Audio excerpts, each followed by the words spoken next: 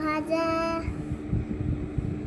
দেখো ডাল। তো ছেলেকে তো নিয়ে চলে এসেছি স্কুল থেকে, তারপরে মা ছেলে দুজনে মিলে বসে পড়েছি খেতে।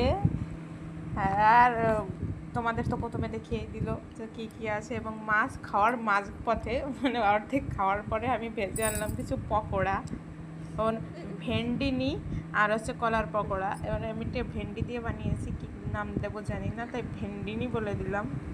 দেখো আমি তোমাদের দেখিয়েও দিচ্ছি, এটা আমি ভেন্ডি দিয়ে বানিয়েছি, বেশ সুন্দর হয়েছিল খেতে, খুব একটা খারাপ না, আবারও বানানোর চান্স আছে। তারপর আমি আর আমার ছেলে শুয়ে পড়েছি আর উঠেছি 7:30টার সময়।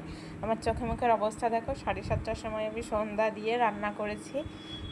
আমার আর আমার ছেলের জন্য সিদ্ধ ভাত, আর আমার বরের জন্য বেগুন আর মাছ দিয়ে তরকারি, আর হচ্ছে মাছ ভাজা। তারপর আমরা খেয়ে নিলাম, এখন আমরা ঘুমোবো। শুভরাত্রি, দেখা হবে নতুন একটা দিনের সঙ্গে, নতুন একটা ভিডিও নিয়ে। ততক্ষণ ভালো থেকো, সুস্থ থেকো, রাধে রাধে।